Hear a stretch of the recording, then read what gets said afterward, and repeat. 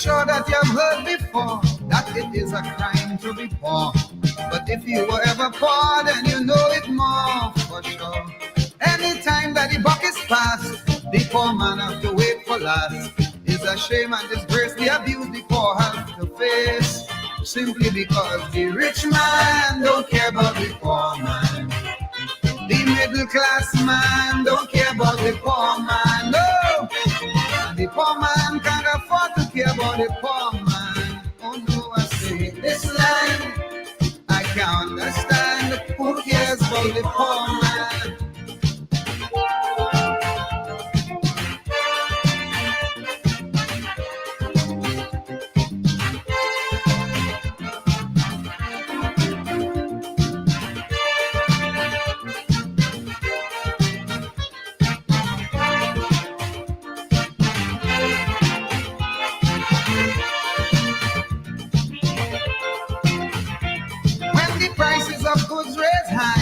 The rich could afford to buy.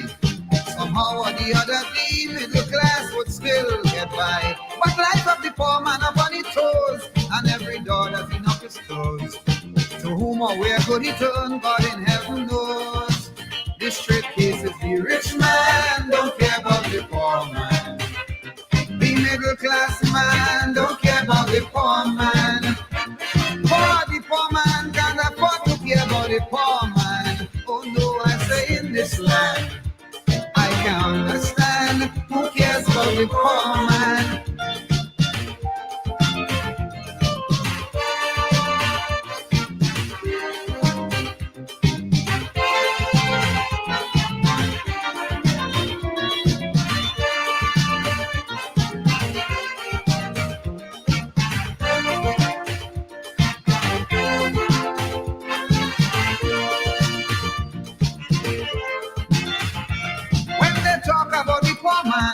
They always have some big time plans that more often than not slowly fades into oblivion.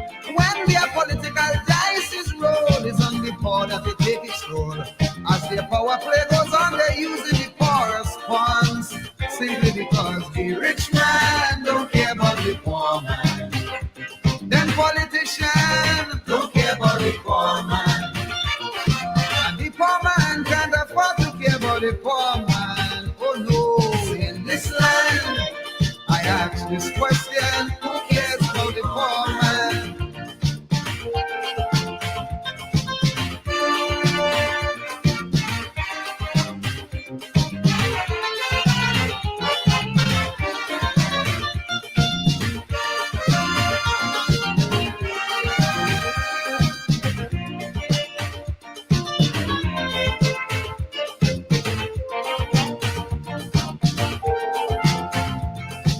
Terrible state indeed, and there are a whole lot of hearts that bleed.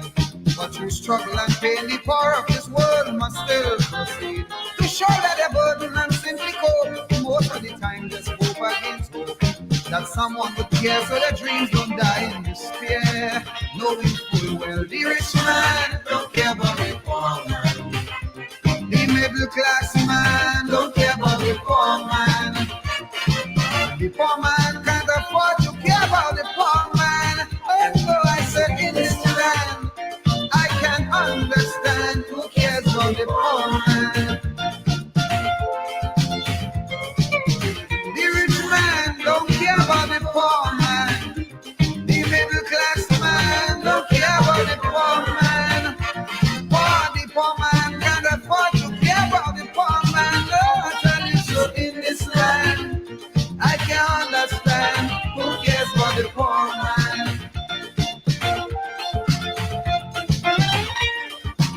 Don't care about the poor man. It's a crime to be poor. Don't care about the poor man. Well, you've heard that before.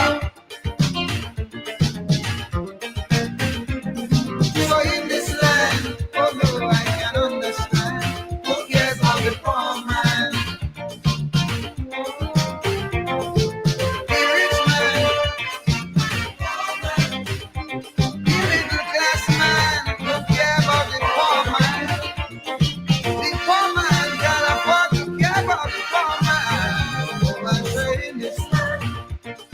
Can understand who cares the poor man.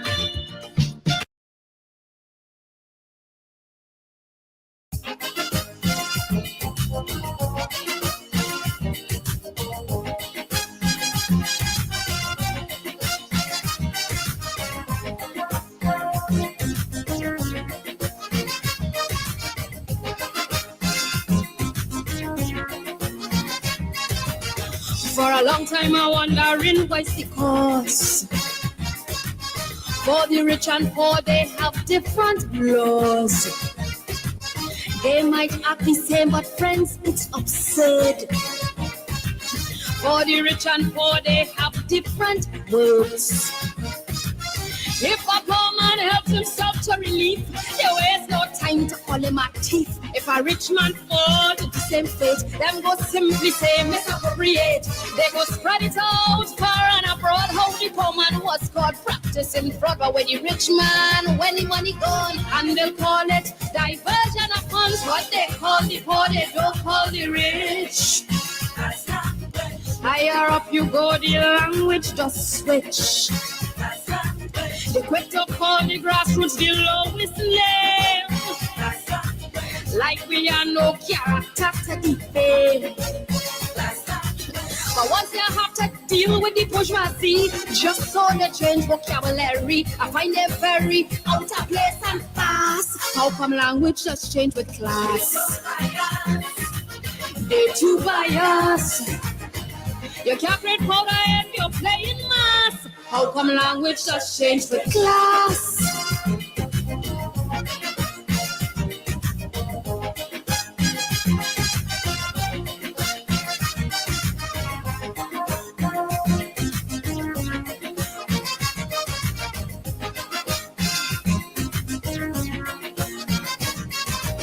Take for instance, ladies of the night. If you're poor, it's how rich is socialite. Paris Hilton skin for the camera. That's not porn, she's a video star.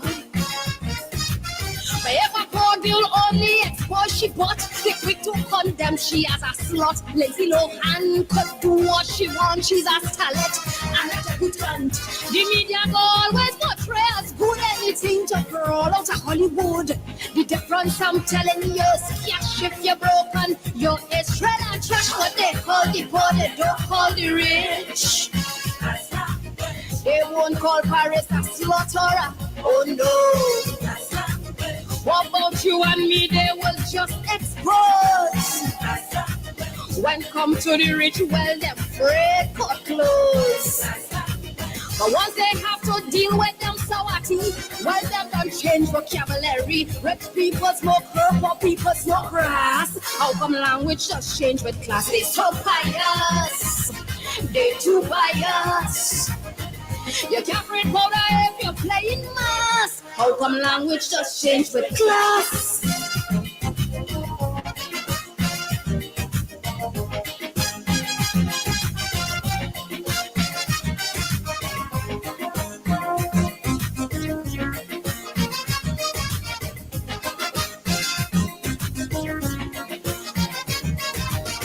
Now take a look at America.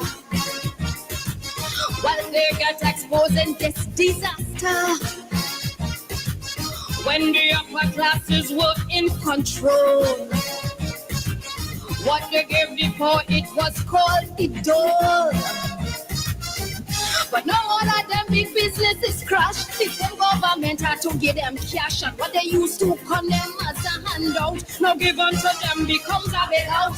The nation that creates capitalists has become very socialist. They used to call it handout for lazy bums. Now all of them lining up for some what they call the poor, they don't call the rich.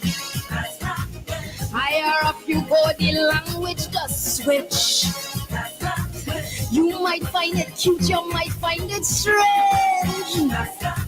Well, they're afraid no suit, so them rearrange.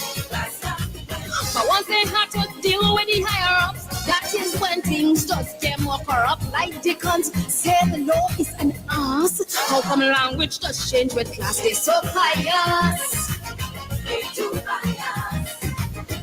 You can't bring powder if you're playing mass. How come language just changed with class?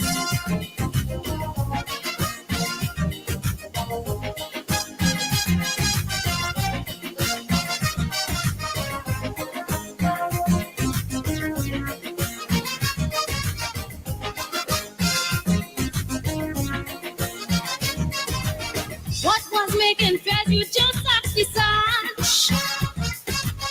When the rich get caught becomes a massage.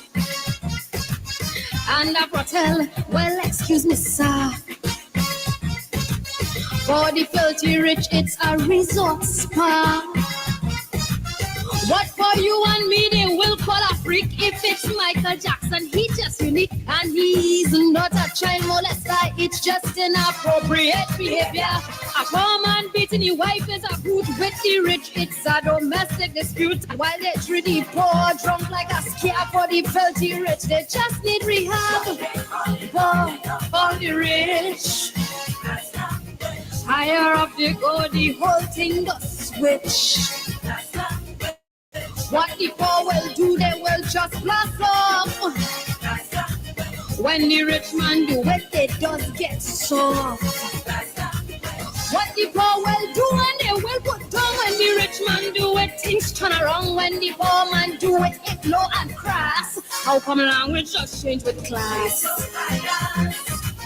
They too biased. You can't break water if you're playing mass. How come language just change with class?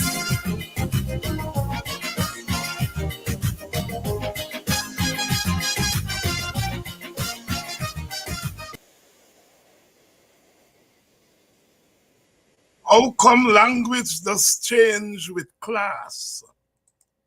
Class language. A rich woman, according to the Calypsonian, skin for the camera, she's a diva. But if a poor girl walk with a shorts with she butt out, she's a slut.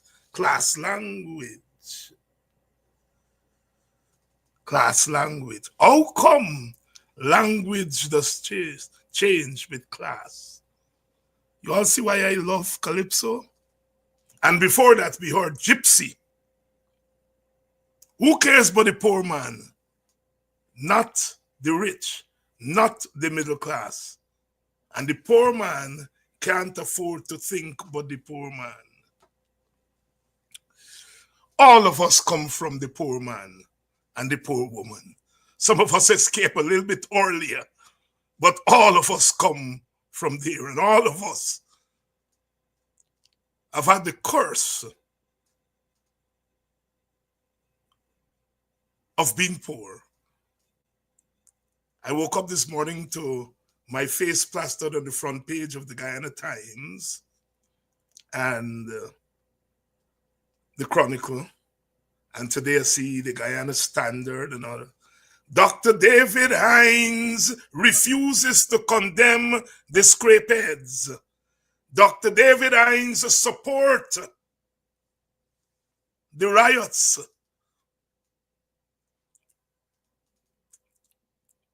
Thank you, Chronicle. Thank you, Guyana Times. You all have done me a wonderful favor. Let the world know that in the year of our Lord 2025, in the last week of April, when the poor of Guyana plastered their faces on the canvas of Guyana's society, that some ran to the east and some ran to the west, all ran away from them. But David Hinds stood with them. Thank you, Chronicle. Give me another headline tomorrow. Thank you, Guyana Times. Give me another headline day after tomorrow.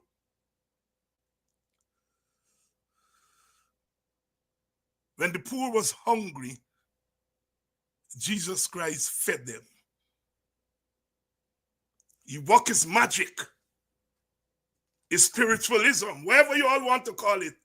And he turned one fish into plenty fish. He turned liquor into water to feed the poor, to quench the thirst of the poor. We are no Jesus Christ, but we heed the lessons of the Christ child. That when the poor raise their voices in frustration, some forsake them. Some deny them like Peter. Not Peter, Simon. That's Simon Peter. But some of us stood with them. I want to thank those who managed to find my numbers and to call me. Some women who called me and cried that they now understand. One woman said she's 50-something years old, but now she understands that when the poor and the powerless are looking around for people to cover them,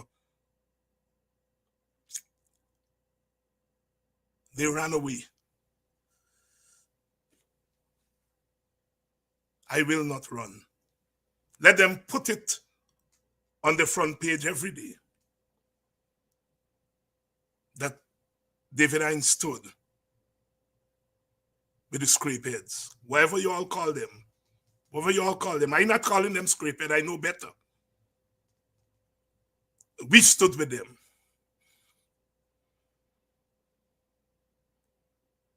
My party, we met this week, and they endorsed my stance.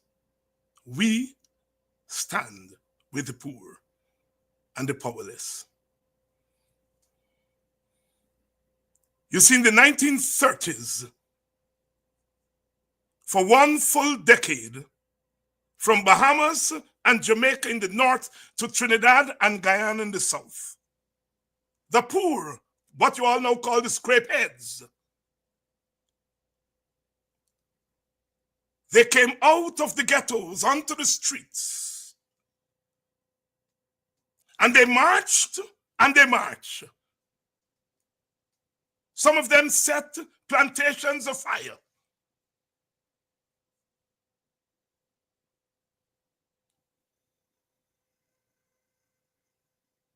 They demonstrated. And the British was so alarmed that they sent a commission of inquiry to the West Indies. Why are these people marching? Why are they burning plantations? And the British Commission of Inquiry reported to the British that the people want freedom. They've been enslaved for 300 years and colonized for another 100 years, and they want to get out. They want freedom. They want independence. And that begun, those 1930s burnings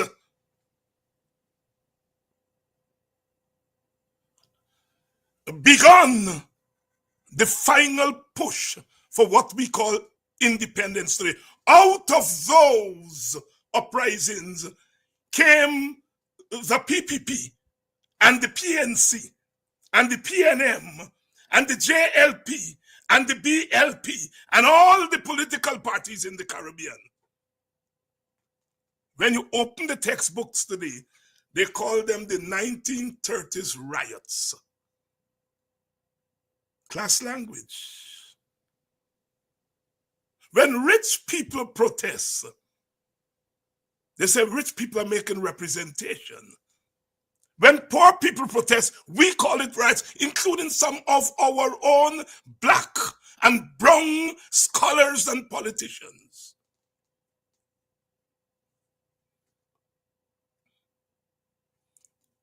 when Walter Rodney wanted to teach African history at the University of the West Indies in 1968.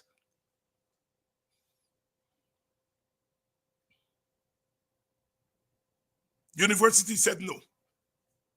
And he went onto the streets and he began to teach African history.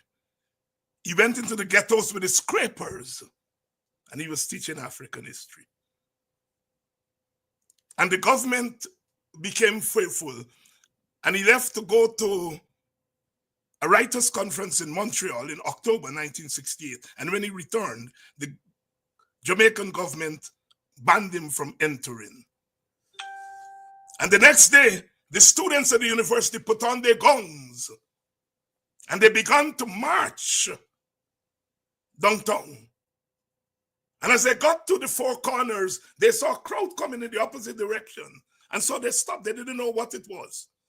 And when that crowd came, it was a crowd of ghetto youth, what you all call in today scrapers. And the scrapers and the students linked their hands together and marched downtown to protest the banning of a black man who wanted to teach black history in a 98% black country. Our friend Ralph Gonzalez was the head of the student guild, and he was leading the student march. By the way, Patrick Manning was in that march. And the police intervened and shot at them. 6 people were killed. And if you read the books today, they call it the Rodney riots. Riots. Rodney riots.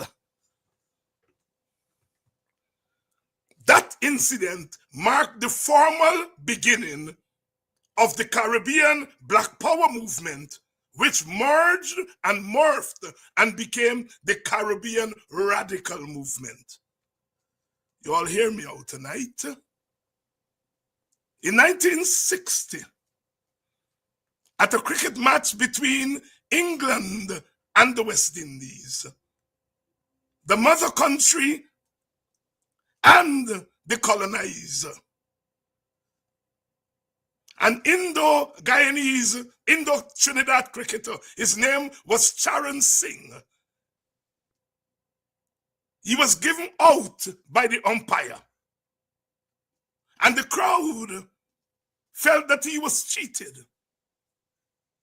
And here were the old colonial masters cheating because we, the colonized, are now beating them at their game. And they invaded the ground and stopped the match. So Larry Constantine, who was our first superstar cricketer, came out and he condemned them and so on and so forth. And that match became known as a cricket riot. One man, C.L.R. James, stood by the people who stopped the cricket match. The scrapers, C.L.R. James, stood with the scrapers. He said they were making a blow for their freedom because they felt that they were cheated for 400 years. And here you are, cheating them again on the eve of independence. You open the books today, we'll talk about the cricket riot in Trinidad in 1968. Comrades, brothers and sisters, the word riot to describe the actions of poor people is not new. So when you heard it,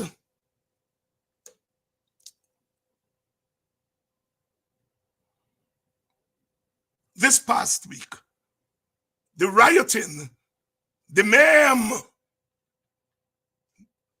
the robbery, the thuggery, we have heard it before.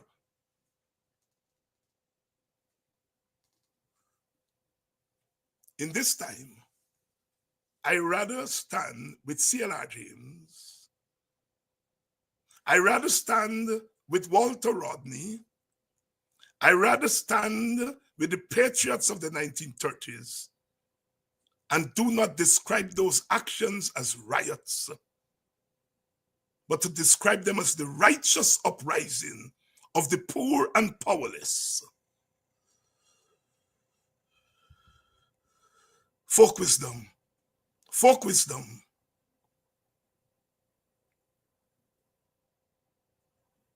Good evening, Buxton. Good night, Buxton.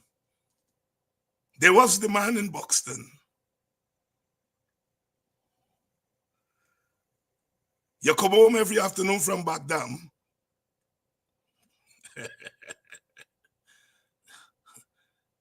And he milk a drink out. Every after he come out, a milk gone, a milk a drink out. Who drink out the milk? You don't know. He decided to blame the cat. Said the cat a drink out the milk. It never occurred to me it could be his son a drink out the milk. He picked them a drink out the milk. He said a cat. He decided to confront the cat. He called his wife. He said, "Gatas, close all windows, bolt all doors, chink all creases." And he picked up one wood. You go beat a cat now. And when you run for beat a cat will run all wrong. All wrong out, but the cat can't get away from go away. Remember, all doors are locked, all windows are closed, all creases are chinked. And when a cat not get none way for escape, a cat go up on his 2 foot and go for spring pan. And when he see a cat open his eye big and go for spring, he drop a stick. He said, "Gatas, open all windows, unbolt all doors, unchink all creases. After all, this a tiger family."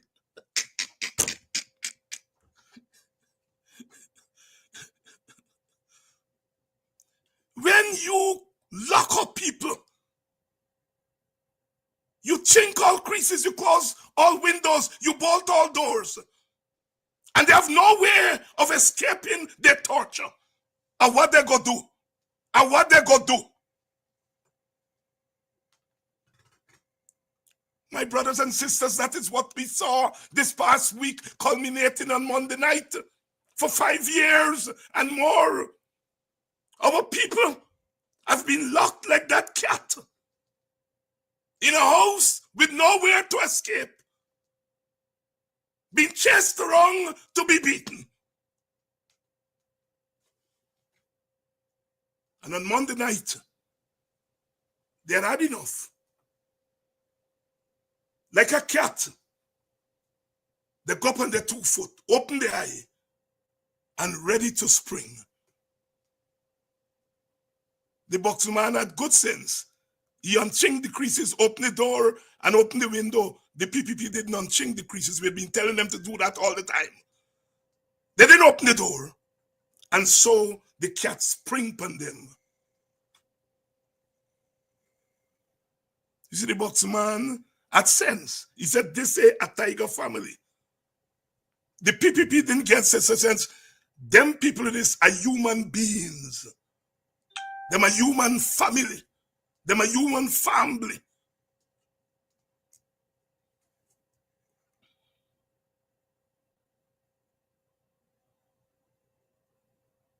This is not the first time in Guyana.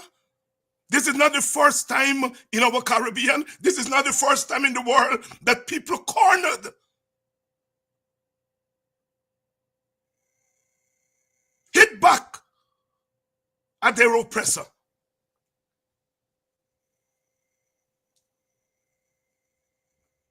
What is amazing is that in 2025, we understand the PPP.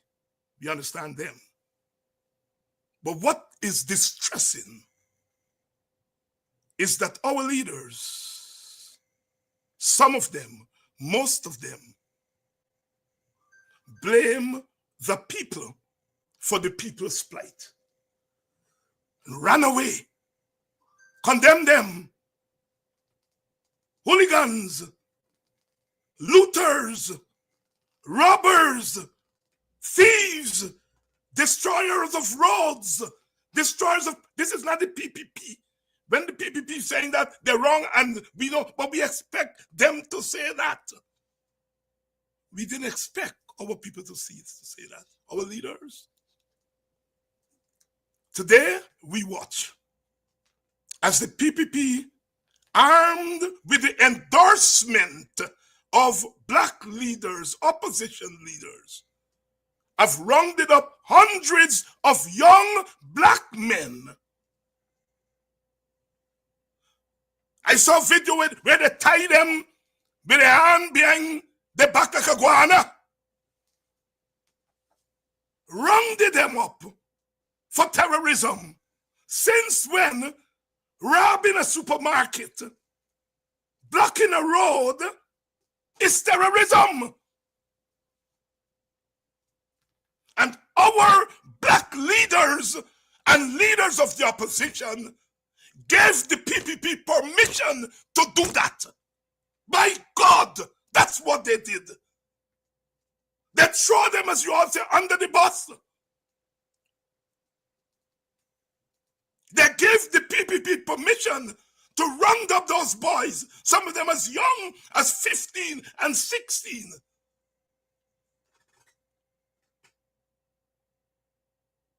The police, which covered up Adriana murder, the police which killed Fajine and Ronaldo, the police which have killed over 400 young black men under this PPP, that very police, our leaders have given permission to round up young black men under the name of terrorism. When they open their mouth, I hope they choke. When they open their mouth to talk about how the police this and the police that and the police this, I hope they choke. Because they have given the police permission. The police who just killed Fajine, just killed Ronaldo, who just cover up the killing of Adriana. You have now given permission to round up and to kill, because they are going to, before the end of this thing, kill a couple of those guys. To kill young black men under the name that they loot. What kind of fool are you all? Sisters and brothers, when you all bust off these leaders, I am understanding why. How can they be so two-faced? The very police that they are demonizing, correctly so, for killing those two men at Linden, for covering up Adriana's murder. This very police, they have given permission to round up Adriana's brothers and sisters and fathers and uncles, and yet they want justice for Adriana. And what Adriana wouldn't do, and would Adriana have agreed to rounding up 200, 300 young black men as terrorists in her name? What kind of fools are you?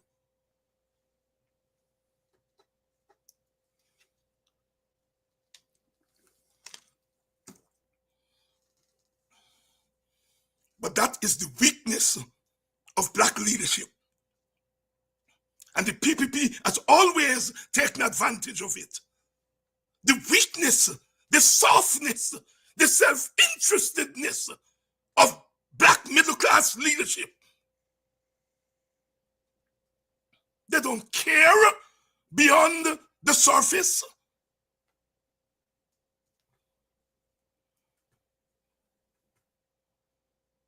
I didn't wake up and say, David, you must not condemn. I saw what that condemnation would lead to. And I said, David Hines, you're not putting your name to that. You're not putting your party name to that.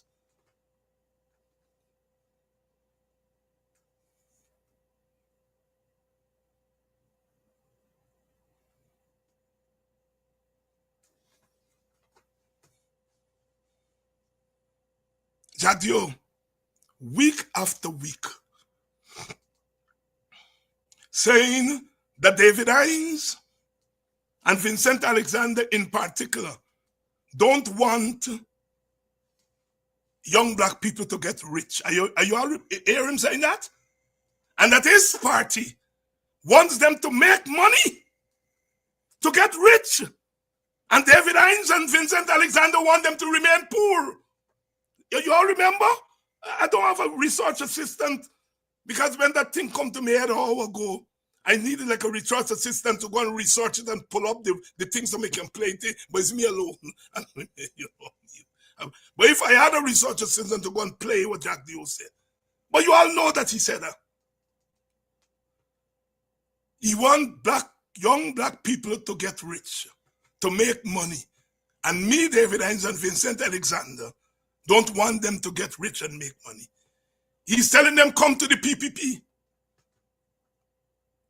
They go in the black community, the PPP, and they look for young black men who may have a jail record.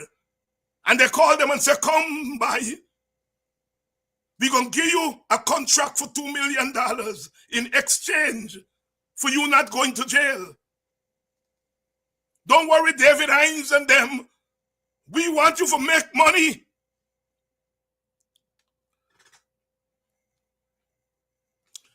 Monday night, when those same black men, young black men that Jack Joe want to make money by crooked means, when they decided to go and rob supermarkets and rob businesses to make money, Jack Dio turned on them.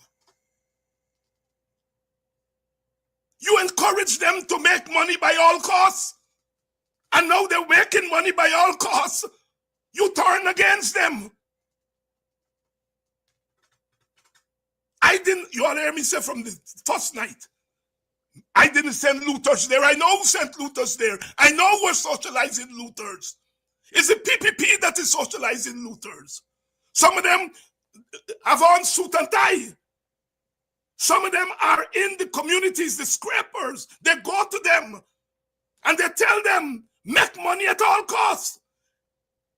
Ravi Dev sat there, I played it on this program and said, don't mind the intention of the PPP. It's what they do. They're telling you, make money at all costs. And now, when these young men are making money at all costs, you call them looters and thieves, and you get the black leadership behind you, saying, go, Jack Dio, go. Yes, we are with you.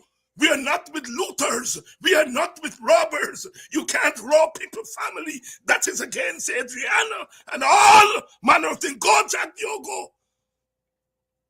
And Jack Dio and the PPP are now pulling in young black men and turning them into terrorists. Where is the black middle class? Are you behind Jack Dio, telling him, don't do that? When the record is written, let it be known, David Hines and the Working People's Alliance refuse to.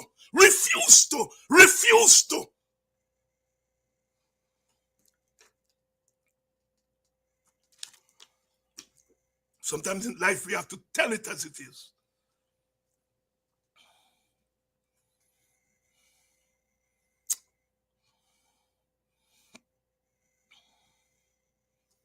We, black people, poor people, we are also the victims of crime. We are also the victims of looting. We are victims of looting twice. We are victims of those who loot the national treasury and take our teachers' money take our nurses' money. The WPA promised $1 million from the oil fund. They give you all 100,000. They owe you all 900,000. Takumo Gonse reminded me of that yesterday to tell you all that. We calculated that it's 1 million that you all should get. They give you all 100,000. And we are saying that you all are owed 900,000. And if we have anything to do with government, within a short time, you all will get the 900,000. Not just by a handout, but by law. Because we care about the poor. Not as numbers, not as statistic, but as human beings with souls.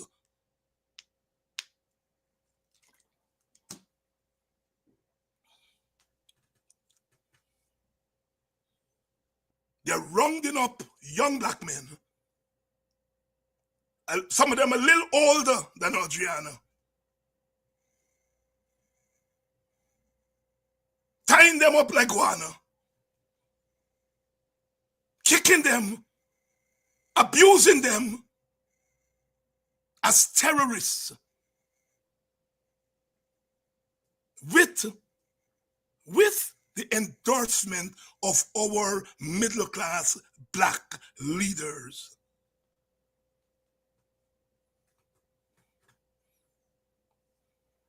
I'm yet to hear them condemn. I'm yet to hear those middle class men and women and leaders condemn what is happening to their children right now. And this is not being done by somebody from outer space.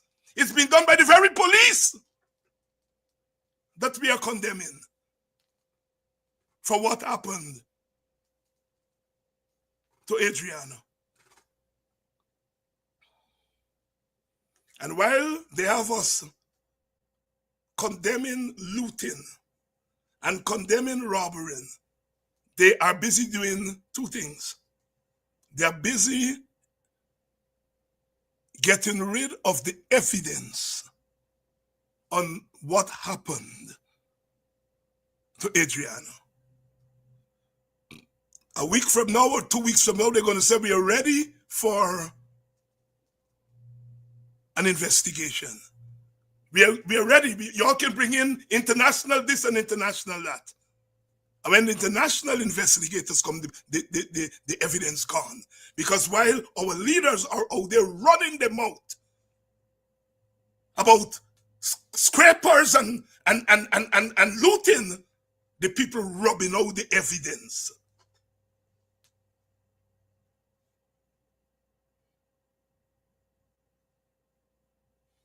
You see, the lesson we have to learn is that when we are making demands, we have to be careful.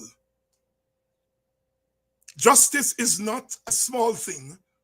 Justice is not a minimalist thing. Justice is big.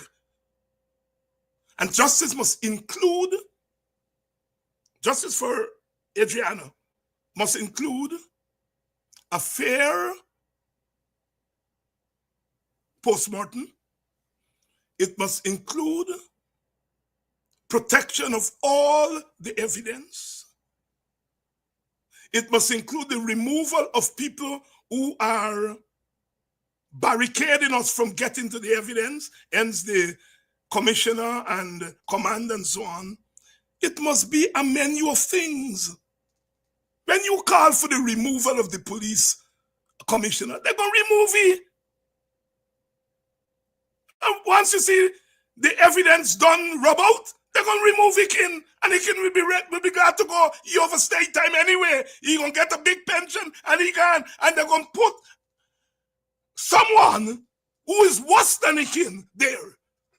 And then they're going to say, but that's what all you asked for. Some of us bank our thing on the postmortem. Postmortem can't bring back dead, all you know that. Postmortem will merely tell you the cause of death. It will not tell you the circumstances of death. It won't bring back the dead. But some of us banked our justice just on the postmortem. No. Justice must be banked on everything. And we have to learn that lesson. We are quick for call for this body resign and that body resign, and we don't call for real justice.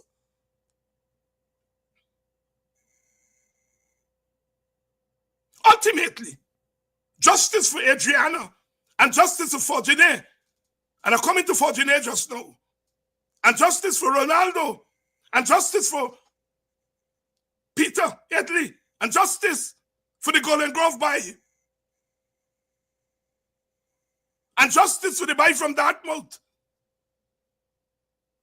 And justice for all the boys and girls. Justice for Waddle. Justice for Crummy Wing.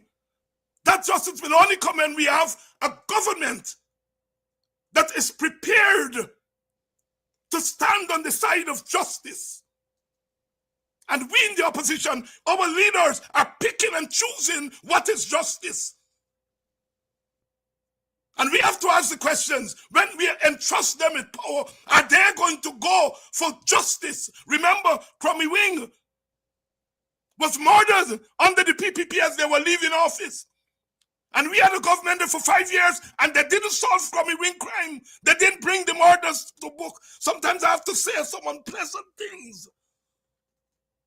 So I am not surprised, totally, to hear them giving the PPP permission to round up hundreds of young black boys as terrorists.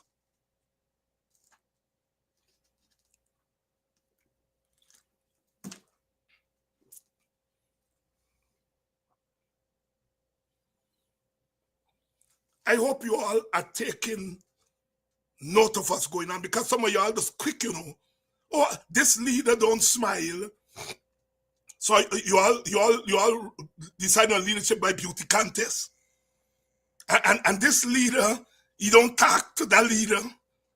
So you all decided leader and who does talk to who. And this leader don't lift and smile with babies. And this leader does drink at this rum shop and instead of that rum shop. We get into that nonsense. I hope you all are understanding what true leadership is. I hope, yes, Andrea, God, yes, you all taking notes. I hope you all understanding what true leadership is. True leadership is when our people are facing the firing squad. Are our leaders there with them? That is the test of leadership. Or are they saving their political skin? I could have said, oh, I frighten Indians, call me racist. I want us to win some Indian votes. So I am going to condemn looting and thieving on Monday night and this and that. No. Because I know that my sons could be, my nephews could be in that group that they're rounding up. That the children of people I went to school with could be in that group they're rounding up. And so it's not about me.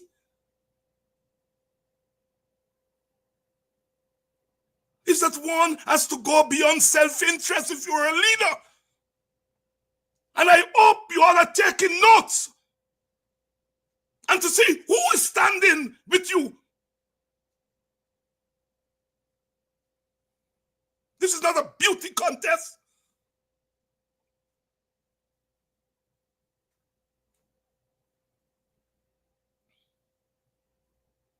Let me come to Fortuné. As you all notice, they charge the police who killed Ronaldo, and they quietly pass it through court. I was trying to figure out this afternoon whether he's up on bail or he ended up on bail, but they pass him through court. You all realize that nobody can get charged for Fortuné murder. And I guess Fortuné murder is an easier murder to prove. Because he there, he stand up watching her and they shoot him.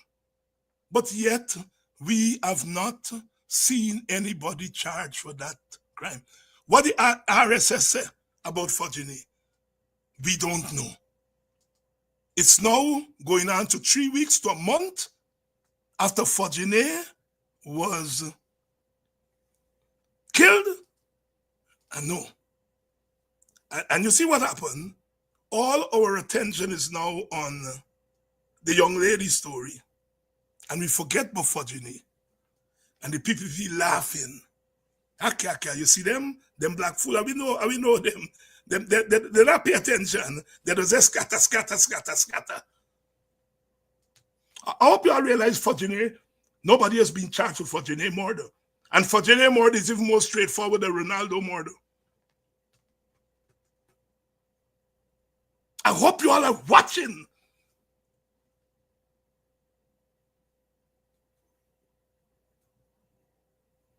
Why is no one yet charged for Ken Fajini's murder? Why? You all tell me.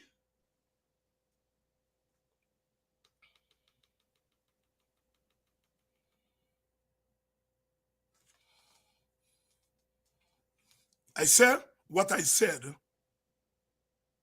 about the acid that they throw on those little East Indian children. And the president went there and do a photo op.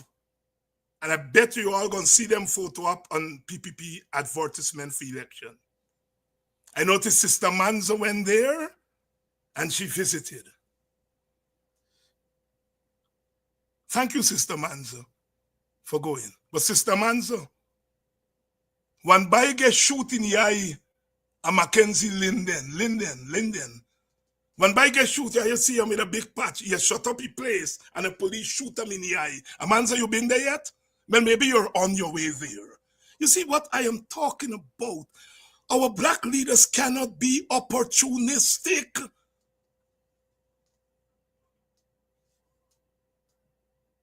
There's no big story among this boy who get shoot in the eye and then because you're one black man. You're wrong to throw acid on them East Indian children. You're wrong. But you're also wrong to shoot that black boy from Linden in the eye.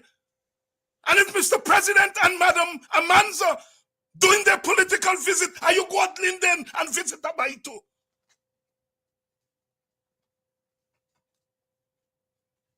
I love Amanza, as you all know. I defend Amanza to the but Sister Manza, don't fall in to the trap. Do not do that.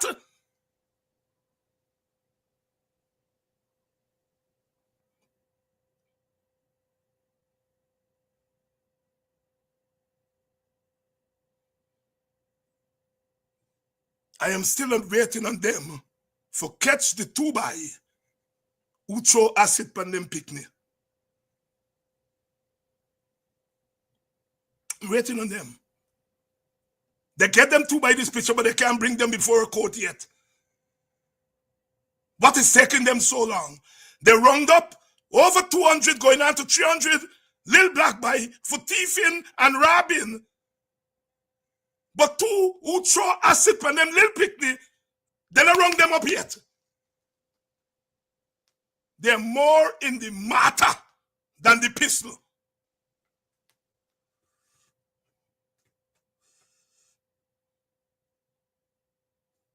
Andrea, you're right. Black people are always trying to appease.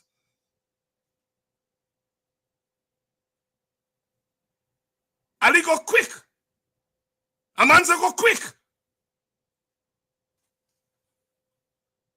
Only Indian lives matter. Black lives don't matter too. Amanza. A boy will get shoot in the eye. A Mackenzie, where you come from. He life don't matter too.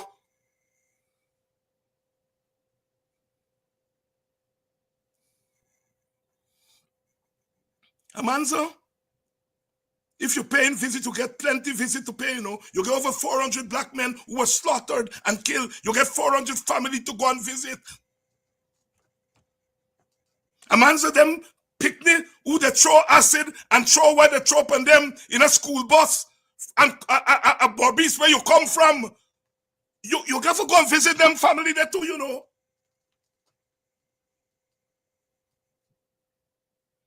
Amanza, you are playing a dangerous politics. And I'm saying this publicly to you because I love you. You're playing a dangerous politics. I'm not saying that you mustn't go and visit the family. That's not what I'm saying. But decide if you're going to do a tour of the sufferers, a tour on the victims of sufferation. You got to start back 20 years, Amanza. All them 400. Some people say 1,300. Some people say 1,400. Jack Dio said 200. You got a long tour to do. And by the way, Amanza, step in, stop in at Kwame Wing family, stop in at Ronald Waddle family. You got plenty family to stop in at. Victims of the living and the dead. Abaya Mackenzie wait pan ayo. You and Ali for visit him. A police shoot him in the eye. He wasn't looting. He was taking care of his private house and the police shoot him in the eye. And the looting and shooting, what you all talk about on Wednesday night, Monday night, sorry, and you forget that Monday afternoon, the police went into that crowd in front of the hospital and shoot at those people, Amanza. Shoot them. Shoot at them. Them a catch bullet, them a duck, them a thing, about get a shield. And 2 hours later, people respond to that shooting, and you forget about that shooting. And you all take them people action. And you all isolated from what happened just 2 hours before. Oh my God, man. Oh, them black people that fall from coconut tree. Amanza. Those are black, little black souls too.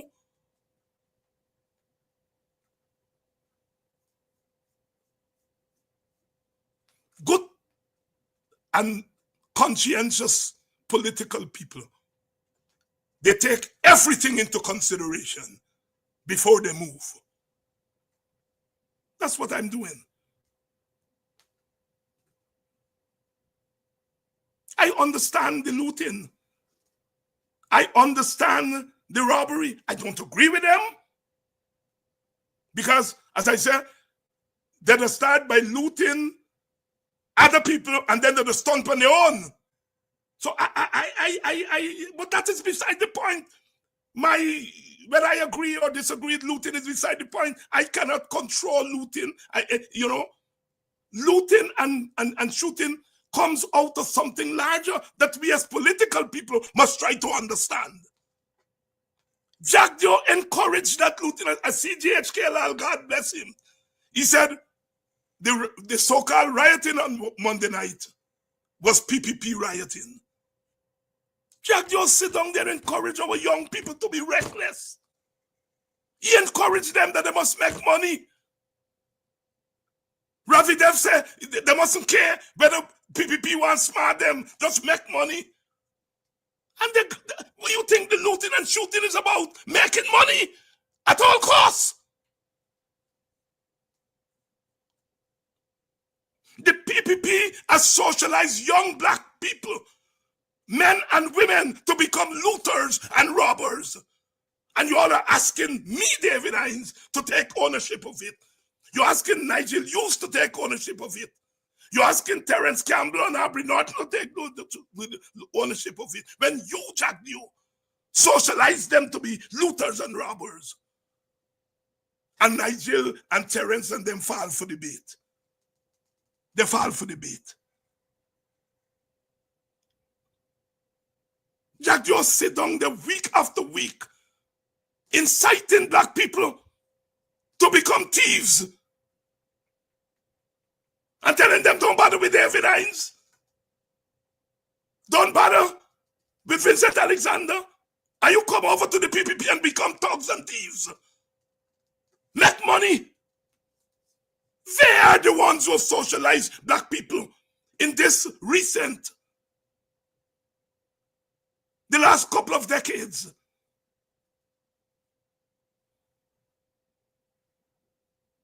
And then having done that, when the people indeed loot and rob, you're trying to say, David Hines, you must talk to them. You must condemn them. Go to France. I am not condemning them.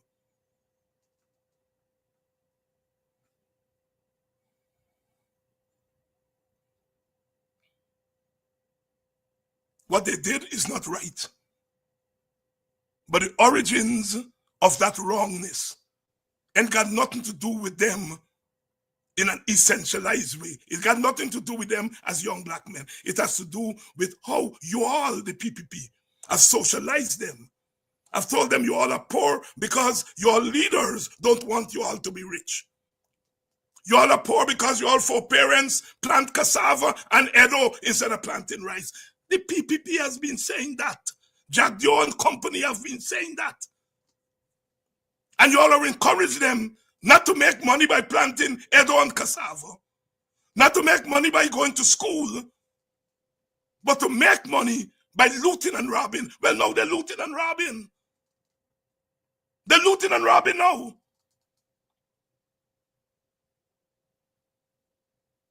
But you see,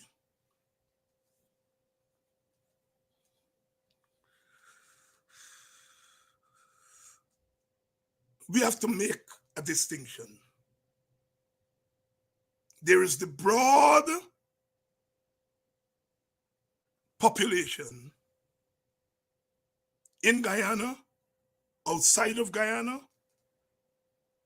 mostly African, but also Amerindians and East Indians, middle class, upper class. There is the nation that is scandalized by the murder of this child. And it triggered something in them. And they've poured out into the open.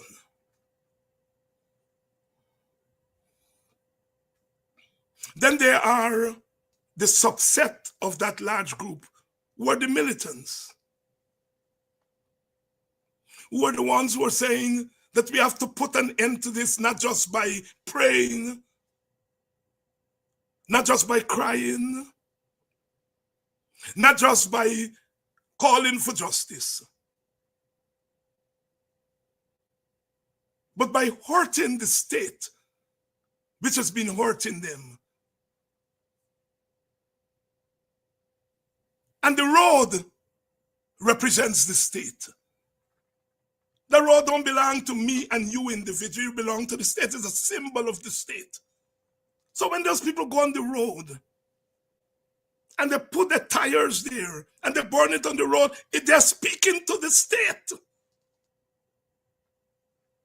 They're speaking to the state. How many of you, somebody wrong you and you want to punch them, but you can't punch them, so you punch the wall? How many of you, your man wrong you and you can't punch him, but you can break his windshield, his car windshield?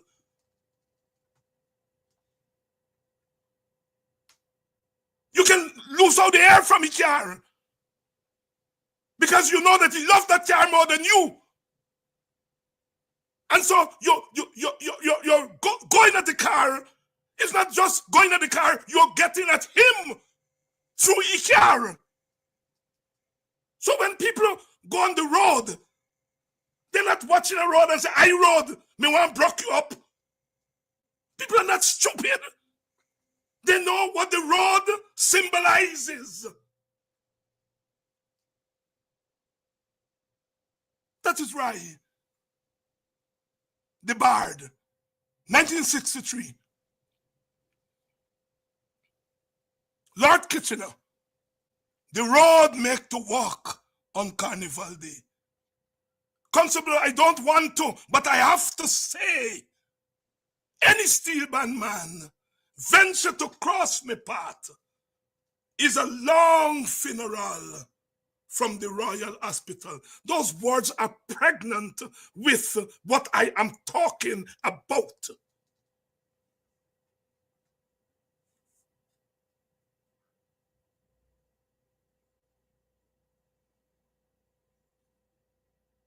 Those people and hooligans and non-humans. Only non-humans will wake up and say, I rode, you wrong me go block you up, me go burn you. But they think that our young people are stupid, so they think that's what it is. And what they vex with me for is that I am attempting and doing more than attempting to give meaning to what our young people are doing.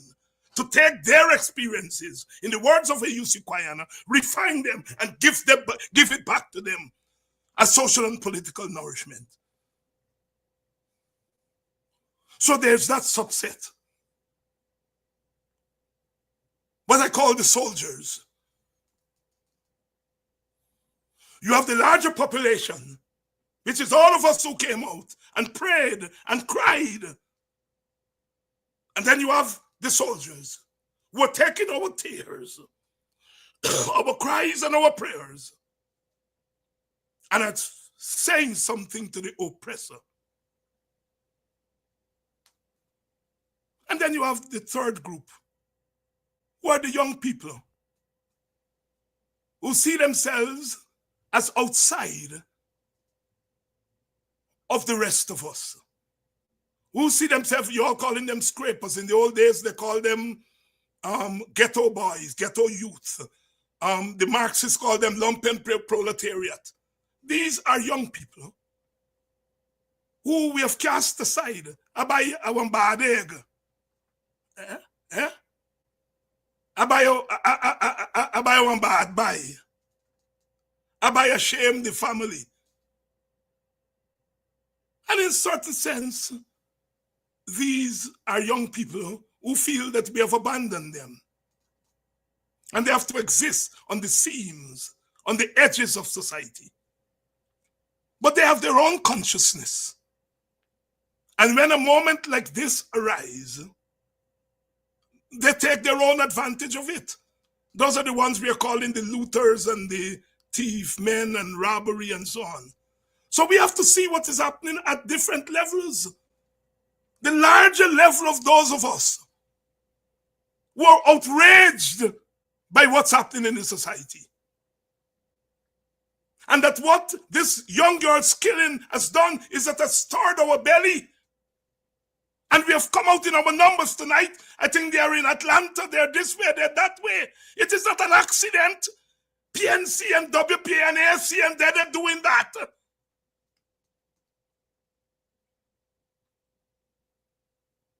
Even Jack Dio, Wednesday, he said, well, the majority of people, they are organized by the PNC. He know better. Because he said to say the PNC can't organize nobody. But all of a sudden, when thousands of people are taken to the street, he can only say it's the PNC. And then next week, he going to say it's the WPA who organize the scrapers. At one level, we can't organize nobody. But when people come out on the road and in their faces, they have to put our fingers on it. Even he said, the vast majority of people are not thugs and rioters and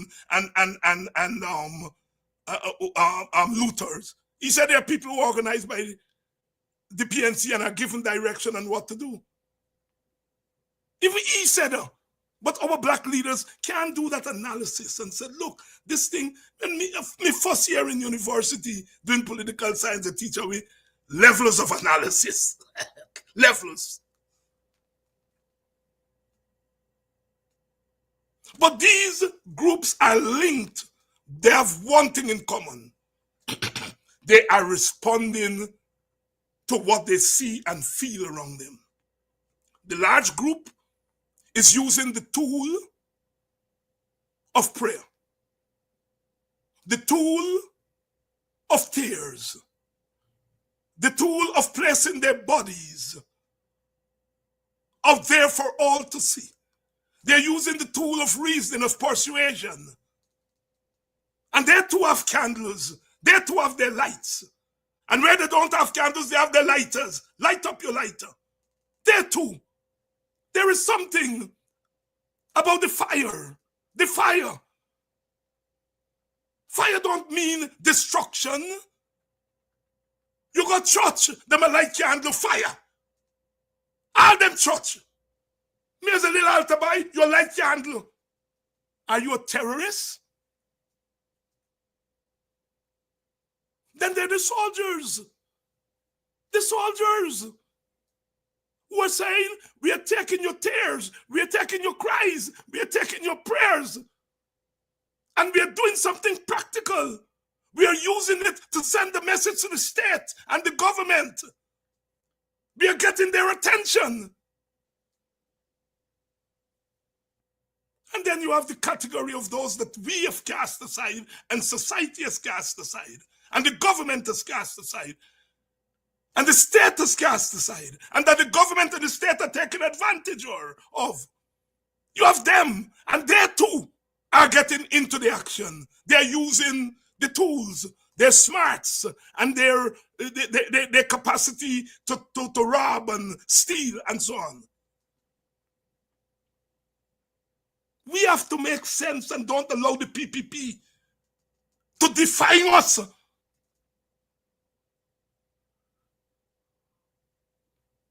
The PPP is trying to define us and to define our actions. But we have enough people we send to school to define us in our image. Marcus Garvey was plain. Said God made man in his own image, and when I look through that mirror, I see a black man looking back at me, and so God has to be black.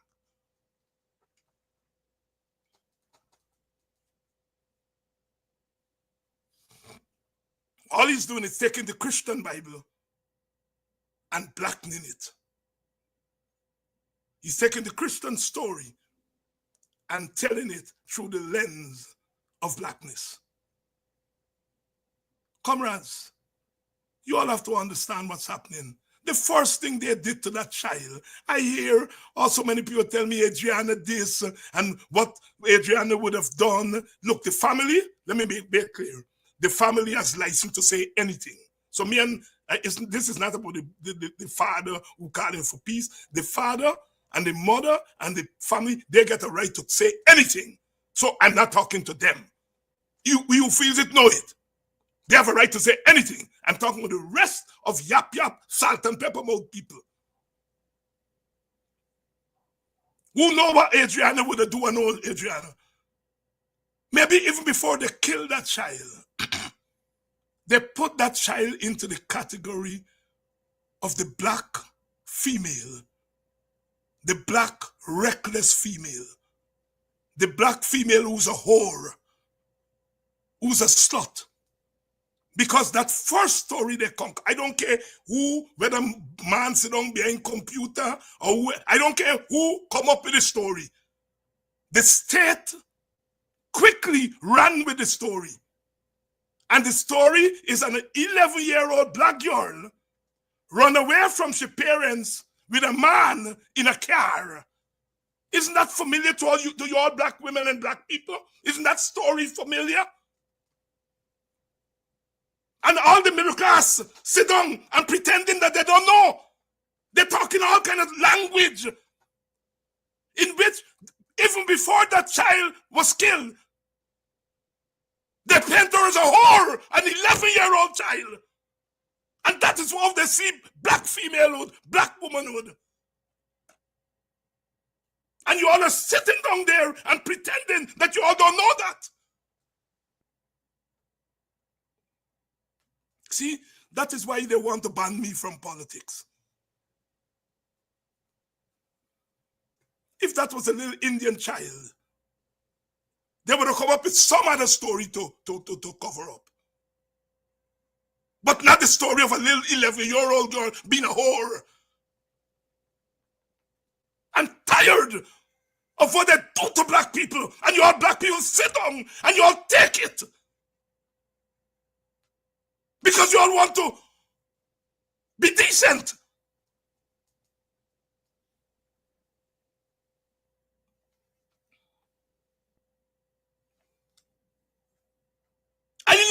your child. The first story you come up with is that she's a slut. And nobody's saying it.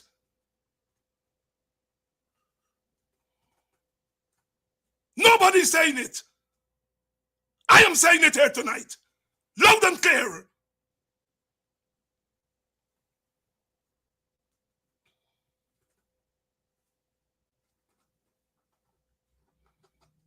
You're covering up.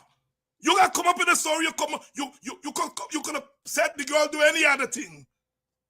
You could have said she gone for thief dongs next door.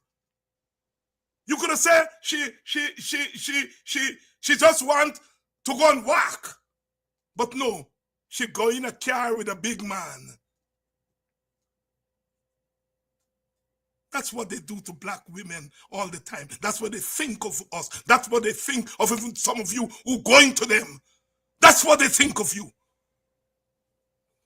I noticed they making nice. Oh, black man say, oh, they sacrifice the girl. I you big people know them. I will not call them sacrifice. You know, them swap the girl. And me notice some of them say, oh, we desecrating Hinduism and so on. They forget that when our women go on the road during Janet Jagan time, and they go with the lime and the salt, and they're doing the thing, they curse them and say they're witchcraft. So it's okay to denigrate black spiritualism and black religion. But when black people do the same thing to Indian religion, black people wrong. I will never allow you all to get away with forgetting history. That I'm not a trained historian. I'm a political historian. And so I have the tools of how to analyze history. I will never let them forget it. When I denounce black man with the salt and doing the story and walking, them a obia woman, them a this, them a that. But when they're charging Indians with doing the same thing, they're demons. The double standards in this society, the racial and class double standards are palpable. And they get away with it because we black people tend to want to be nice.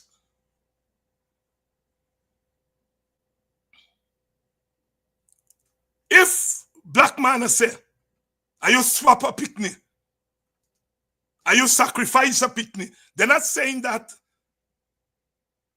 because they read some scroll somewhere in some vault. They're saying that because they lived in Guyana and they know what they're saying. And if you think they're wrong, prove them wrong. Let all the evidence come out. Let all the evidence come out. Let me know if I swap a picnic. If I rape, they rape a picnic. What are their motives for killing that child? It must be a dirty motive that they're busy covering it up. But the one thing they say, a picnic whore. She left she granny and granny in car with a big 11-year-old child. That is the one story they've put out there. If I say the picnic and I swap, they swap them. No kill, they kill them. No rape, they rape them.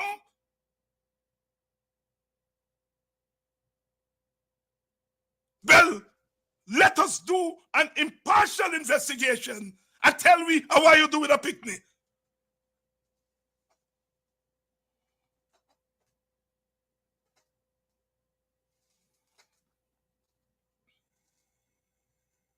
Sisters and brothers, this is the time for us to speak up. We who call ourselves leaders cannot be weak. We cannot do politics as usual. I love my brother politicians. I love them. I think they mean well. But they're too hooked on politics and not hooked on humanism. They're allow politics to supersede humanism. I'm not condemning Amanza for going and visit with the Indian family. No, I'm not. She's right. But I'm saying, Amanza, if you want to go down that road, it's a long road. You got to go and visit 400 families and more. Go up to Linden and visit with a bayou get shoot a yai. Amanza, if you're going down that road, it can be a one-sided road.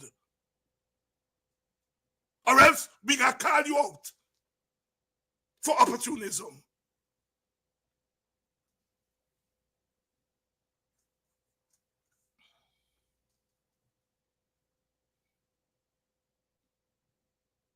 We are moving forward. Thank you all. On behalf of the Working People's Alliance, thank you, Guyana. Wherever you are in Barbados, in Trinidad, Suriname, French Guyana, Atlanta, Georgia, in Maryland, in New Jersey, in London, England, and beyond, St. Martin, all over the world, from Uptown to Belladrum to Maikoni, from Maikoni to Golden Grove, to Buxton, to the city of Georgetown, south, north, east, and west to Brooklyn. To those of you on the west side from Good Intent, right through Den Amstel, right through to Tucson and Perico. To those of you across the Essecoba River, to Dartmouth and beyond. On behalf of my party, I say thank you. Thank you. They've already started pressuring our people to recant statements that they give on what they saw.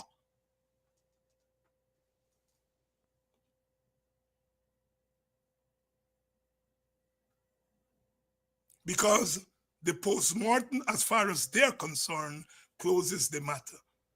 She's not dead from drowning, so she's not dead. She's not dead from drowning, so she's not dead. She wasn't murdered. No foul play. Black man, you move on. Black man, you move on. That's what they're telling us. Thank you all, people. Thank you all, black people. Thank you all, Indian people. Thank you all. Thank you all. Thank you all, Amerindians who have stood with us. Because when they were scandalizing, when they were abusing your little girls, we black people stood with you all. Thank you, Amerindians. Thank you. Thank you. Thank you, school children. Thank you, New Amsterdam. You didn't just walk and you didn't just pray and sing and dance. You marched through the streets of New Amsterdam. Thank you all. Thank you all. We stand firm with you all. As political parties, we sometimes have to be led. And at this time, we are being led by the masses of people of Guyana. They're telling us something. And we politicians sometimes, if we have nothing to say, if you can't lift those people up, shut up, shut up. If you can't lift your people, shut up. Don't make yourself fools going on and condemning this. Are you born to be condemners? Do you hear Indians condemn? Abai rape a picnic.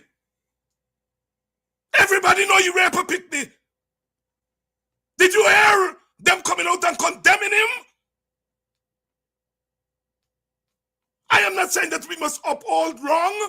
We should never uphold wrong.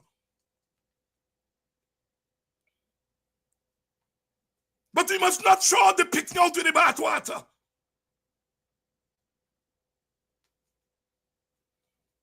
We cannot let the acts, the wrong, become a substitute for the right and the righteousness.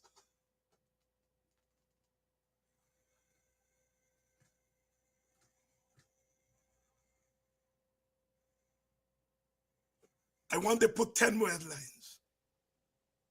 David Hines stands with the scrapers, wherever you all call them, they're not scrapers to me. To me, they're soldiers. And they're leading the revolution in this time. Some of them did some wrong things, but they don't represent the majority.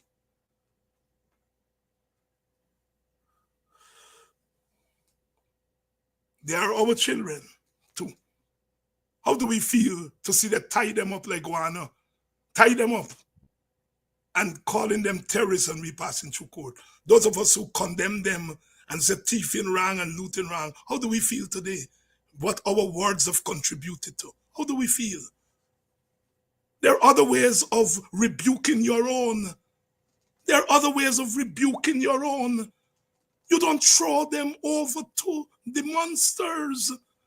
You don't put the whip in the PPPN and say, here is a car gauge endorsement to go do what you need to do to them. Because the day our people said, we are not in, we are against blocking road, and we condemn the looting and the shooting, as if the looting and the shooting was what characterized what happened that night, looting and thieving. The minute we do that, we automatically tell them, take away picnic them and do what you want. Do what you want with me. That is what we did, our leaders. And I'm so glad that some of us took a stance. I speak not just for myself, I speak for my party, the Working People's Alliance, and I speak for all those of you who subscribe to our politics. All those of you in the society who understand our politics. It's not a politics of cowardice. It's not a politics of compromise. It's not a politics of selling out. It is not a politics of throwing our people under the bus. It's a politics of righteousness. It's a politics of solidarity. It's a politics of protection. It's a politics of family first. And for those of you who agree with our politics, you don't have to sign up a card to join our party. But stand with us. Stand with us as we stand with you. We're not even telling you to leave your party. Some of you all may be PNC, but you can be PNC and still be with the party of the sufferers. And I'm declaring that tonight. We in the WPS, we are the party of the sufferers. We are the party of the sufferers. I stand behind you here tonight as a middle class. Education has made me a middle class. So I'm not sitting there and say I am a scrapehead and I am working class and all that thing. I am from the middle class. Thanks to education, I've been able to migrate into the so-called middle class. But I am a middle class activist with a long memory. I come from the nigger yard of yesterday, leaping from the oppressor's hate and the scorn of myself. I turn to the histories of men and the lives of the people. I examine the shower of sparks. I come from the nigger yard of yesterday, and to the world of tomorrow, I turn with my strength. The strength that I got from the working class, from the poor class of people, the sufferers in the society, the poor and the powerless, as Clive Thomas would call them. So I am a middle class, but I'm a middle class that has not cut my roots out from my existence. My roots remain where they are. I come from the nigger yard of yesterday, leaping from my oppressor's hate and the scorn of myself. I want them to know that. So I do not stand alone. There are others with me in my own party and outside of my party. I thank you, so many of you who have hunted my numbers down and got in touch with me, who have cried, who have thanked me. I'm humbled, but this work is not my work alone. I'm merely a vessel of this time to see our people out of Babylon. Babylon's system is a vampire, sucking the blood of the sufferers. Not me, Robert Nesta Marley. Deceiving the people day by day.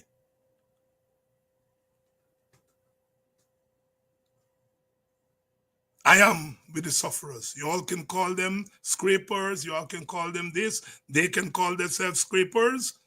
I am giving a generic term, the sufferers. And no one can turn my face away. No one can turn my conscience away. I stand with the sufferers. Chronicle, Guyana Times, I know you're all listening. Do a headline tomorrow. Now put it up on your front page tomorrow. Dr. Hinds reiterates. Dr. Hinds reiterates his support for scrapers.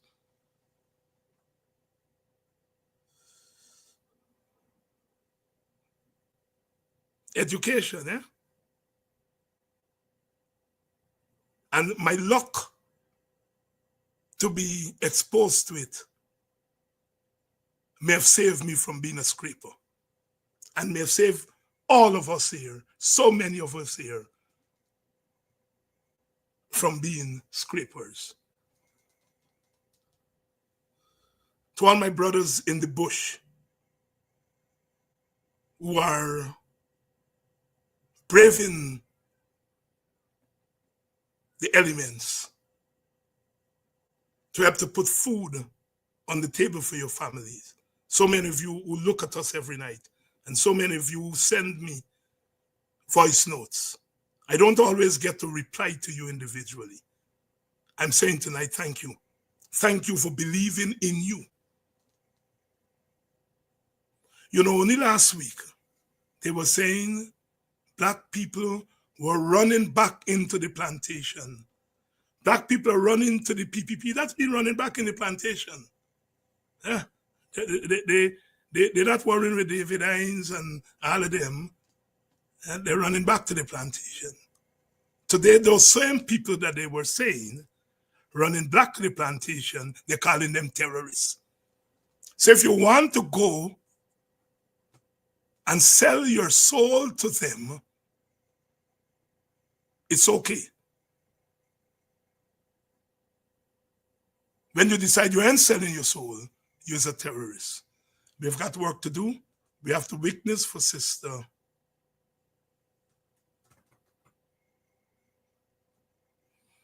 Selwyn. Scrapers are people who are scraping to get by. Sometimes the mentality, and I agree with you. But that mentality is not essential in the sense that that mentality starts in the head. That mentality is linked to something larger than them. That mentality is linked to you and to link to me, Selwyn. Mentality as mentality is different from mentality as part of something larger than that individual mentality. Mankind shapes its surroundings, even as the surroundings shape mankind. Selwyn, you're a school boy. You know that. You know that. You know that. Mankind shapes reality as reality shapes mankind. The Marxists call it dialectics. Selwyn, you're a school boy. You know that. So don't say mentality and left arm so. Do not say mentality and left it as though there is something innate about the scrapers. There's nothing innate about them. God bless us all. God bless us all. We're going to get what we're fighting for. We're going to get what we're fighting for. God not sleep. God not sleep.